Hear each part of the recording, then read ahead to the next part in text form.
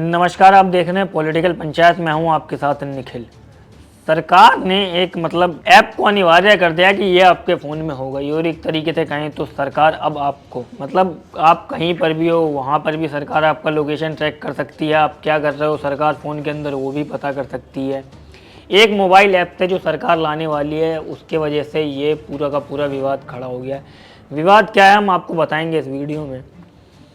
DOT जो है भारत की एक संस्था है जो दूरसंचार विभाग को कंट्रोल करती है। टेलीकम्युनिकेशन वाली कंपनी जो सारे मोबाइलों की देख रेख करती है कि उनमें क्या ऐप होने चाहिए, क्या ऐप नहीं होने चाहिए, उनकी सारी जानकारी रखती है। फ़ोन के IMEI नंबर भी रखती है।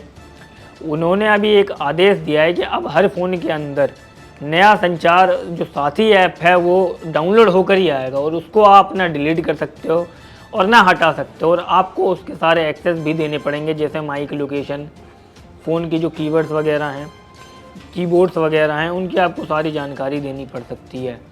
रही बात कि नए फ़ोन में तो आएगा ही, और जो पुराने फ़ोन हैं उनके अंदर भी जो नया अपडेट आएगा OS का, उसके साथ ही ये ऑटोमेटिक इंस्टॉल हो जाएगा। इस ऐप का जो मुख्य कारण है जो सरकार ने बताए वो ये बताए हैं कि ये जब आपका फ़ोन यदि चोरी हो जाता है तो उसको डायरेक्ट ब्लॉक कर दिया जाएगा।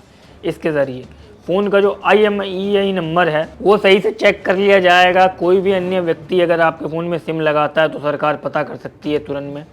इसके अलावा जो स्पैम कॉल होंगे, स्पैम फ्रॉड वाले मैसेज होंगे, उसको भी सरकार रिपोर्ट कर सकती है अपने थ्रू ही। इसके अलावा जो IMEI की जो ऑथेंटिसिटी है उसको भी जांच करेगी सरकार। ऐप में बताया ये गया है अभी तक कि किसी भी तरीके का IMEI नंबर चोरी हो, फर्जी हो, सरकार उसको तुरंत पकड़ के ट्रेस करके उसको पकड़ लेगी। पर अभी ये साफ़ नहीं है कि IMEI नंबर जो है वो अपने आप यूज़र जो है उसको डालना होगा या नहीं डालना होगा, या सरकार इस नंबर का डायरेक्ट फ़ोन से एक्सेस कर सकती है। विवाद तो खड़ा हो ही गया है क्योंकि तमाम लोग सरकार के ऊपर आरोप लगा रहे हैं कि सरकार आपके फ़ोन पर निगरानी रख रही है, आपके जो पर्सनल डिटेल हैं वो ले सकती है। पर सरकार का क्या कहना है? सरकार का कहना है कि जो नकली फ़ोन खरीदी होती है उससे ये बचने में मदद करेगा। चोरी किए गए फ़ोन में उसको दोबारा बेचने में समस्या होगी, क्योंकि कोई अन्य व्यक्ति यदि सिम लगाता है तो सरकार उसको डायरेक्ट ट्रेस कर लेगी। स्पैम और धोखाधड़ी, फर्जी कॉल की पहचान में आसानी होगी। सरकार का दावा ये भी है कि पिछले कई सालों में 37 लाख फ़ोन को इसके द्वारा ब्लॉक किया गया है। 22.7 लाख से ज़्यादा फ़ोन वापस खोजे गए हैं। ऐप के 50 लाख से अधिक डाउनलोड अभी मौजूदा में है। यह जो ऐप है वो CIR जो सरकार का डेटाबेस हो, सरकार जहाँ केंद्रीय डेटाबेस बना के रखी है वहाँ पर इनका IMEI नंबर दर्ज होता है, उनके थ्रू होता है। ये जो ऐप है उससे डायरेक्ट कनेक्टेड रहेगा। अब सबसे बड़ा सवाल ये है कि ये ऐप काम कैसे करता है। ये ऐप जैसे ही आप फ़ोन खोलोगे उसके अंदर आपको ये फ़ोन ऐप खोलना पड़ेगा।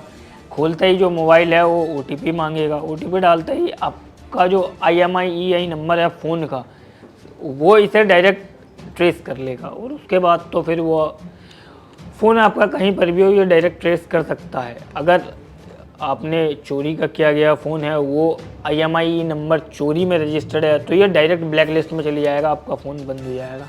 अब यहाँ पर जो विरोध हो रहा है, विरोध इसलिए हो रहा है कि जो सरकार है विपक्ष है, विपक्ष ने सरकार पर आरोप पहले तो ये लगाया ये असंवैधानिक है।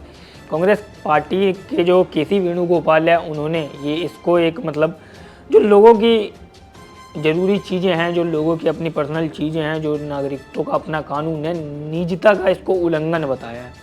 उन्होंने ये भी कहा है ये जो अनुच्छेद 21 है उसका उल्लंघन है, क्योंकि वो हमें राइट टू प्राइवेसी की एक तरीके से आज़ादी देता है, हमें अधिकार देता है, मौलिक अधिकार है ये। इसके अलावा जो प्रियंका चतुर्वेदी हैं, शिवसेना उद्धव गुट की राज्यसभा की मेंबर, उसने तो इसे एक तरीके से बिग बॉस का एक वो बता दिया है कि वो आपको मॉनिटर करेगा। प्रियंका चतुर्वेदी ने इस तरीके से तंज कसा है। अगर हम आगे बात करें तो यह जो ऐप है वह एक तरीके से हर व्यक्ति या नागरिक की निगरानी भी कर सकता है, क्योंकि जब सरकार के पास हमारे कॉल, मैसेज और लोकेशन ट्रैक कर ही सकते हैं तो ये एक तरीके से उसी तरीके से हो गया कि सरकार हमें एक तरीके से मॉनिटर कर रही है। सरकार के पास हमारा सारा डेटा है। ये एक तरीके से जो सरकार है नागरिकों की स्वतंत्रता पर हमला कर रही है। इस तरीके के सरकार पर आरोप लगाए जा रहे हैं। अब जो स्मार्टफोन की कंपनियां हैं, एप्पल हो गई, ये लोग इसका विरोध कर सकती हैं क्योंकि उनके अंदर, फ़ोन के अंदर उनके पहले से ही ट्राई DND ऐप मौजूद हैं जो इसे मतलब एक तरीके से ये सारी सुविधाएं दे रहे हैं। इसके अलावा DOT ने जो सिम बाइंडिंग से जुड़ा एक पुराना निर्देश है उसको भी अब मतलब मजबूती से करने के लिए कहा गया है कि जो मैसेजिंग ऐप है जैसे व्हाट्सएप हो गया या टेलीग्राम हो गया, इसके अंदर फ़ोन में ये तभी चलेंगे जब आपके फ़ोन में सिम होगा, नहीं तो आपके फ़ोन में सिम नहीं है 90 दिन के बाद वो ऑटोमेटिक बंद हो जाएगा। अगर कोई स्कैम करने की कोशिश करता है व्यक्ति तो उस पर डिजिटल गिरफ्तारी भी हो सकती है। इस तरीके से जो डिजिटल गिरफ्तारी भी हुआ करती थी उस पर भी रोक लगाने के लिए इसमें मतलब कहा गया है कि हम ऐसी चीज़ें लाएंगे। इसके अलावा तमाम तरीके के जो अपने आप को फर्जी अधिकारी बताकर डिजिटल स्कैम करते थे उन पर भी रोक लगेगी, सरकार का ये दावा है। कंपनियों को निर्देश दिया गया है कि 90 दिनों में ये आपको करना होगा, जितनी भी मोबाइल कंपनियां, और 120 दिन के अंदर ये रिपोर्ट भी जमा करवानी होगी। पर अब सवाल तो यहीं खड़ा हो जाता है कि सरकार जो है क्या वो नागरिकों की जो प्राइवेसी की चीज़ हैं उस पर भी डायरेक्ट ऑपरेट कर रही है या सारी निगरानी रख रही है। अब कुछ व्यक्ति ये भी कह रहे हैं कि सरकार अगर रख ही रही है तो तुम मतलब गलत काम कर रहे हो, अगर डर रहे हो तो इसका मतलब है तुम डर रहे हो तो गलत ही काम कर रहे होगे। पर कुछ लोगों ने कहा कि ज़रूरी थोड़ी हम डर रहे हैं, हमारी जो मतलब निजी जानकारी है वो जानने का अधिकार सरकार के पास भी नहीं है क्योंकि ये राइट टू प्राइवेसी का उल्लंघन है। अब सरकार आने वाले दिनों में विपक्ष का जवाब कैसे देगी, नागरिकों का जवाब कैसे देगी, ये तो आने वाले दिनों में ही पता चलेगा। रही बात आपकी ऐप के ऊपर या इस ऐप में जो चीज़ें बताई गई हैं उनको लेकर क्या राय है हमें कमेंट बॉक्स में ज़रूर बताएं। अगर आपको वीडियो पसंद आया हो तो वीडियो को लाइक करें, शेयर करें और पॉलिटिकल पंचायत को सब्सक्राइब करना ना भूलें।